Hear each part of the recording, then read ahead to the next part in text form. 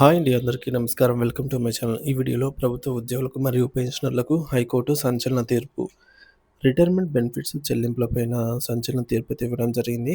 దీనికి సంబంధించినటువంటి పూర్తి వివరాలైతే వీడియోలో తెలుసుకుందాము. వీడియోనైతే ఎక్కడ గాని స్కిప్ చేయకుండా ఎండ్ వరకు చూసేయండి. అప్పుడే ఇన్ఫర్మేషన్ పూర్తిగా అర్థమవుతుంది. అలాగే వీడియో చూస్తున్న ప్రతి ఒక్కరు వీడియోకి లైక్ చేయండి ఫ్రెండ్స్. ఈ వీడియోని తోటి ఉద్యోగ పెన్షనర్ మిత్రులతో అయితే షేర్ చేయండి. కొత్తగా మన ఛానల్‌ని చూస్తున్నవారు ఇంకా ఎవరైనా సబ్స్క్రైబ్ చేసుకున్నట్లయితే వెంటనే మన ఛానల్‌ని సబ్స్క్రైబ్ చేసుకోండి. దీని ద్వారా నేను చేసే లేటెస్ట్ వీడియోస్ అన్నీ మీ వరకు రీచ్ అవుతాయి. ఇక ఆలస్యం చేయకుండా వివరాల్లోకైతే వెళ్ళిపోదాము.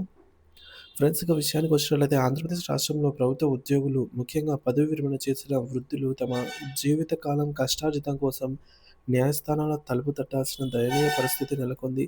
తమకు చట్టబద్ధంగా రావాల్సిన పదవి విరమణ ప్రయోజనాల కోసం ప్రభుత్వ కార్యాలయాల చుట్టూ కాళ్ళరిగేలాగా తిరిగి విసిగి వేసారి చివరికి హైకోర్టునైతే ఆశ్రయిస్తున్న వారి సంఖ్య రోజురోజుకు పెరుగుతూ ఉండడంపై ఆంధ్రప్రదేశ్ హైకోర్టు తీవ్ర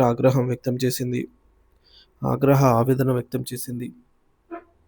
ఇది కేవలం పరిపాలనా వైఫల్యం మాత్రమే కాదు, ప్రభుత్వ ప్రాధాన్యతల లోపాల్లోకి ఉద్యోగుల పట్ల చూపుతున్న నిర్లక్ష్యానికి నిలువుటద్దం. జస్టిస్ నాగేష్ భీంపాక ధర్మాసనం ఘాటైన వ్యాఖ్యలు. పదవి విరమణ ప్రయోజనాలపై దాఖలవుతున్న పిటిషన్ల వెల్లువను గమనించినటువంటి జస్టిస్ నాగేష్ భీమపాక నేతృత్వంలోని ధర్మాసనం ప్రభుత్వ వైఖరిని అత్యంత కఠినమైన పదజాలంతో తప్పుబట్టింది. ఇది దానం కాదు, వారి కష్టార్జితం అంది. ఉద్యోగులకు చెల్లించాల్సిన గ్రాట్యుటీ, పెన్షన్ ప్రయోజనాలు ప్రభుత్వం ఇస్తున్న దానమో, జాలి తలసి ఇస్తున్న భిక్షమో కాదు. అది వారి జీవితకాలపు స్వేదాన్ని, రక్తాన్ని ధారపోసి సంపాదించుకున్న కష్టార్జితం. సాకులు చెప్పడం మాని ఆ బకాయిలను తక్షణమే చెల్లించండి అని ప్రభుత్వాన్ని సూటిగా, ఘాటుగా అయితే ఆదేశించింది. ఇకపోతే ఉచితాలపై పునరాలోచించండి. ఉచిత విద్యుత్తు, నీరు, రవాణా, రుణమాఫీ వంటి పథకాల పేరుతో ప్రజాధనాన్ని ఏకపక్షంగా మళ్లిస్తున్నారు. ఇది రాష్ట్ర ఖజానాపై తీవ్ర భారం మోపుతోంది అని న్యాయవాదులు చేస్తున్న వాదనను ప్రస్తావిస్తూ, ఆర్థిక వనరులపై స్పష్టత లేకుండా రాజకీయ పార్టీలు ఉచిత పథకాలను ప్రకటించడం దేశ ఆర్థిక వ్యవస్థపై చేటు చేస్తుంది అని సాక్షాత్తు సుప్రీంకోర్టు ఆందోళన వ్యక్తం చేసింది. ఇప్పటికైనా సమాజ శ్రేయస్సు దృష్ట్యా ఈ ఉచితాలపై పునరాలోచించాల్సిన తరుణం ఆసన్నమైంది అని ధర్మాసనం హితవు పలికింది. జోక్యం చేసుకోలేకపోయినా విమర్శించకుండా ఉండలేం. ఇవి శాసన విధానపరమైన నిర్ణయాలు కాబట్టి న్యాయస్థానాలు నేరుగా జోక్యం చేసుకోలేకపోయినా వాటి పరిణామాలను చూస్తూ మౌనంగా ఉండలేమని, విమర్శించకుండా ఉండలేమని స్పష్టం చేసింది. ఒక ఉద్యోగి ఆవేదన వ్యవస్థ వైఫల్యానికి ప్రతిబింబం. సహాయ ఇంజనీర్‌గా 40 ఏళ్ల పాటు ఏ మచ్చ లేకుండా నిస్వార్థ సేవ చేసి పదవి విరమణ చేసిన నరేందర్ రెడ్డి దాఖలు చేసిన పిటిషన్ ఈ విచారణకు కేంద్ర బిందువైంది. పదవి విరమణ చేసి 6 నెలలు దాటినా అన్ని బిల్లులు ఆమోదం పొందినా నిధులు విడుదల కాలేదని ఆయన ఆవేదన వ్యక్తం చేశారు.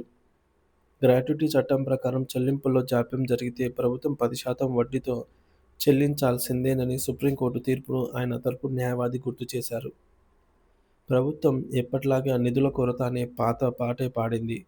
దీనిపై స్పందించినటువంటి జస్టిస్ నాగేష్ భీమపాక ఉద్యోగుల హక్కులపై కీలక వ్యాఖ్యలైతే చేశారు. ప్రభుత్వ ఉద్యోగులు తమ యవ్వనాన్ని, వ్యక్తిగత ఆనందాలను త్యాగం చేసి తమ సంపాదనను కుటుంబ భవిష్యత్తు కోసం పొదుపు చేస్తారు.